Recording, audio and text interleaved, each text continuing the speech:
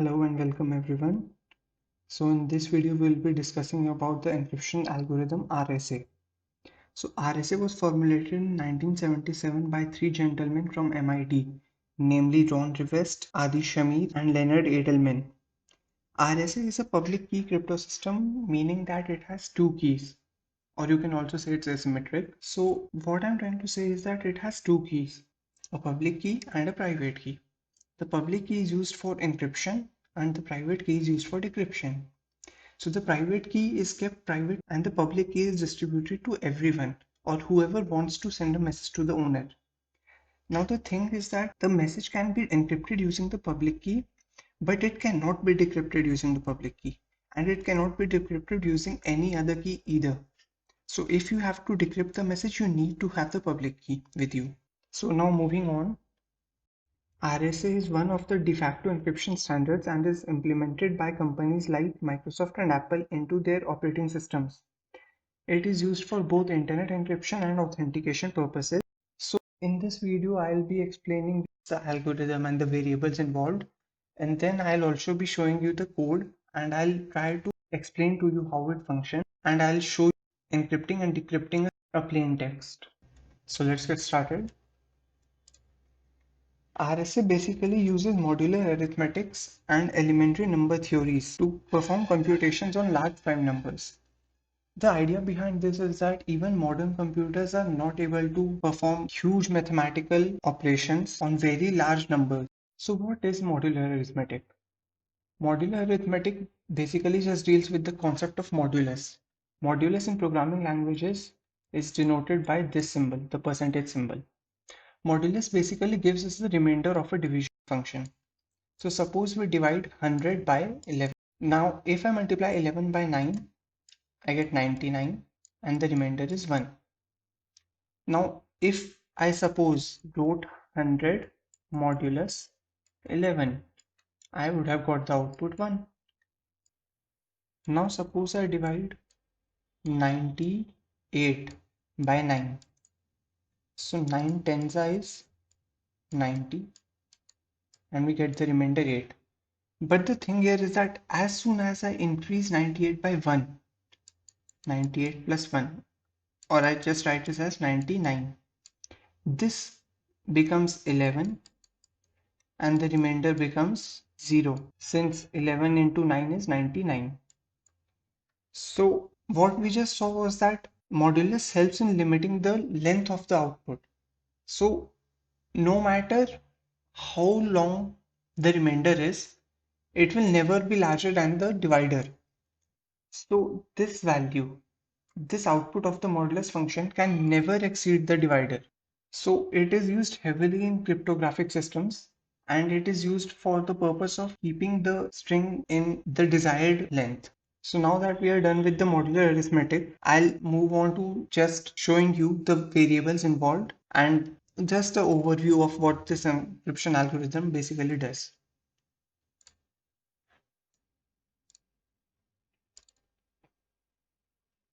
Okay, so this is an algorithm which I wrote based on my understanding of RSA algorithm, and my code is entirely based on this algorithm. So when I'll be demonstrating the example, like the practical example, I won't be explaining the code line by line, but it is based on this algorithm. So if you encounter any problem in understanding the code, you can leave a comment, and I'll also be uploading it to my GitHub repository, which I'll be sharing the link to down below. So you can just check the link out. And if you have any problems whatsoever, you can drop me a message and I'll get back to you. Okay, so I hope this is readable.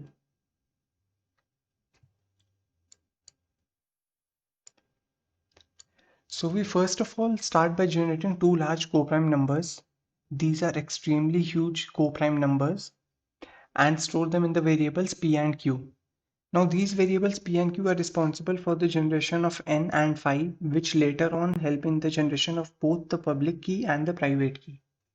So these values p and q, if the attacker gets his hands on these values, he can completely decrypt your code and your encryption will be rendered useless. So these values have to be destroyed. after the generation of n and phi. After this, we move on to the next step, which is calculating the value of n and phi. Now n is just the product of p and q, whereas phi is the LCM of p and q. So we can calculate phi using two ways. One is just simply multiplying p minus 1 into q minus 1, and the other one, which I have opted for, is multiplying p minus 1 into q minus 1 and dividing it by the HCF of p minus 1 and q minus 1. Next, we generate the public key. So there are two restrictions on the public key. The public key must be less than the value of n. N is the product of p and q, as we saw earlier. And the second restriction is that E, which is the public key, and phi, which was the LCM of p and q, must be co-prime. That is, they should not have any other factor except for 1. And public key pair is E and N. Both of these values are required for the encryption of a message. Without any one of these values, the message cannot be encrypted successfully. The private key is denoted by D, and it has just one criteria. So the product of the public key and the private key should be co-prime to phi. That is, the product of the private key and the public key should not have any factor with phi except for 1. Now again, this gives us the private key pair, which is D and N. As you might have noticed that for both the public key and the private key, we have a pair of values. Like the public key is E and the private key is G and N. So N, as I explained before, is used for modulus, and N will be responsible for limiting the length of the output of both of these. So now moving on to encryption and decryption part. Encrypting the message and decrypting the ciphertext is fairly simple, and both of them use approximately the same formula. So for encrypting the message, we'll raise plain text to the power of the public key. That simply means that we will multiply plain text to itself public key times, and then we'll find the modulus of the value of plain text raised to the power of public key with reference to n. Same goes for the decryption part. Now, in the decryption part, we will be raising the ciphertext. The ciphertext which we obtained in the encryption part, we'll be raising it to the power of the private key. The private key, which is D, and then we'll be finding the modulus of the output of the ciphertext raised to the private key with reference to n. Okay, so now that we are done with the algorithm, let us move on to the coding section. So this is the program which I have written based on the algorithm. This is a fairly simple program. I won't be explaining it to you line by line, but if you have any problem, as I told you before, you can drop a comment, and you can even drop a comment on GitHub, as I'll be also uploading the code there, and I'll paste the link below. So first let us see how it works. So when I run the program, we get, okay, sorry, first let me zoom in a little. Okay, not that much. This is fine, I guess. So when we run the program, we get a message, enter the message. So suppose if I enter a message, please subscribe. This algorithm throws at me the public key, the private key. This is the ciphertext which will be transmitted to the person who owns the private key. And if the person possesses this private key, he can decrypt the ciphertext to obtain again the deciphered text, which is please subscribe. Now, this to you may seem like I have the private key and I again decrypted it, so it might be somewhat different. But I'll again show you this is the same program, but this is not as completed as the other one. And I'll be generating now on this program a value. Suppose someone enters his PIN 1234. So this program is sort of on a debug mode. It is giving me the value of P, Q, N, which is the product of P and Q, and phi, and all the other components. So here we can see the ciphertext, the public key, and the private key. And as you can see that this program also decrypted it, and it again came to 1234, which was the number we entered. But to cross check it, we'll just take the private key We'll copy it and we'll remember the ciphertext 44966. 44966. So we'll just comment this whole section out and we'll decrypt it. 44966 and paste the key. So I'll explain it again that I generated this value on some other program and then I'm using the private key and the ciphertext from this program and I'm putting it in the decrypt function of the second program and we'll be able to see that it is able to decrypt and gain the same value. So when we run it,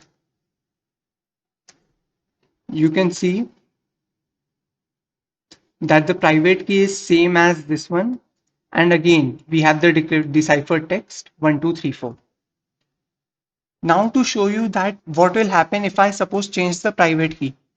So if I were to remove 5 from in front of the private key and again run it, we'll see what happens.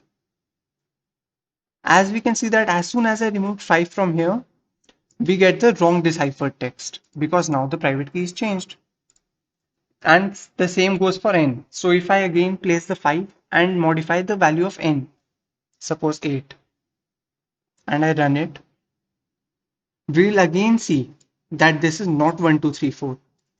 So nobody can decrypt the text which you have encrypted using the public key with any other key except for the private key. Now I'll just explain a little about this code.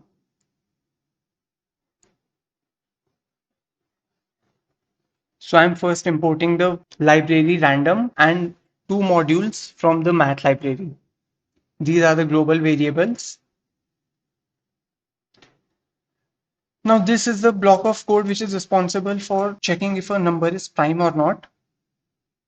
If you have any problem anywhere, again I'm repeating, you can drop a comment and I'll respond to it as soon as possible. Now this chunk of code is responsible for generating two random numbers. So what I'm doing here is that I have generated a list of all the prime numbers and I'm randomly choosing two prime numbers from this list and I'm assigning them to P and Q. This is also a sanity check that if there is a slim possibility of P and Q being same, I'm checking if they are same and then I'm again, if they are same, changing the value of Q. So now we get to the generating public key function. The generating public key, as I told you before, needs two arguments n and phi, which we are passing to it. So again, similar to generate random numbers, I am generating a list of all the possible public keys using the same function, which I explained to you in the algorithm. I am just checking every number which is starting from 2 and going up to n, not including n, because the public key should be smaller than n. And I'm checking if phi and the number are co-primes. If they are co-primes, then I'm adding it to the public keys, possible public keys list. So this is a list comprehension method for Python. If you are having trouble understanding this, this is the same chunk of code as this. Both have the same functionality and this is commented out because I'm already implementing it here. So as you can see, I'm just creating an empty list. Then I'm going from 2 to n, excluding n. And then I'm just checking if GCD of number and phi is equal to 1. Then I'm appending it to the list which I just created over here.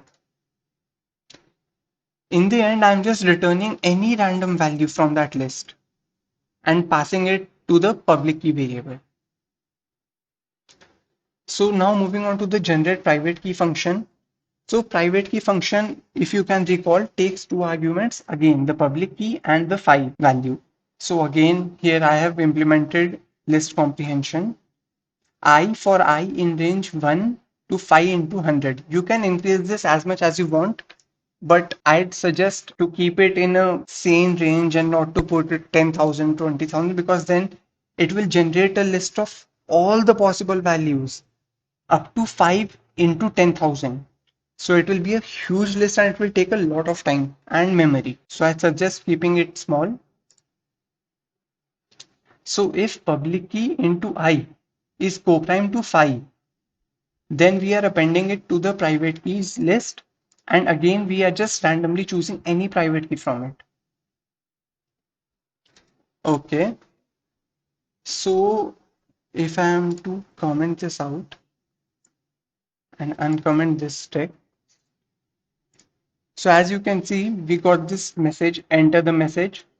We are taking it and storing it into the message variable, and as you can read here, encrypting the message. So this line is responsible for encrypting the code, and this is just simply calling the encrypt function with the num value, and num is just some random variable assigned to each byte of the message. So we'll just go to the encrypt function. So as you can see, encrypt function is just calling all the global variables to its scope, and it is checking that if a public key has not been set before, then complete all these processes. So it will just generate P and Q using that function and assign using the generate and numbers function. You can again modify this limit, but I would again suggest that don't set it too high because your computer won't be able to process it and it might end up crashing your system. As you have seen that this RSA algorithm is heavily dependent on modulus and exponentiation, so it is quite taxing on the CPU. So the generate random numbers generates two numbers as I have shown before, and it is assigning them to P and Q. Then we are generating the value n, which is the product of P and Q. Then we are generating phi using the formula which I showed you. I'm using the ceil function here because just in case this value is of a decimal type, so I'll take the next integer, the higher integer. So after generating n and phi, we will be generating the public key, and as you can see, it takes two parameters n and phi. We are passing those two parameters to it, which were generated just above, and then we are storing the key into public key variable. For encryption, I told you that we need both the public key and n. Excuse me. So the plain text is raised to the power of public key, and then that value is being taken and it has been divided by n to take the remainder, or just the modulus with n, and that is our enciphered value. Now moving on to the decrypt function. The decrypt function also first calls all the global variables into its scope, some again sanity checks, and it is decrypting using the same algorithm as I explained before. So that's it for the coding part. This is just the driver code. This is taking the input and breaking it into bytes and encoding it to its hex form. And then again, we are converting it to a list and joining it here and displaying it. I'll just run it again for the sake of demonstration. Enter the message. Please comment queries you are having. So as you can see, the cipher text is very weird and nobody can read it. And the deciphered text is exactly same as the cipher text, as the plain text. So that's it for this video. If you liked it or if I helped you in any way, please like, share, subscribe and comment. And also if you have any doubts or any problem in understanding the code, please comment and I'll get back to you as soon as I can. Thank you and have a good day.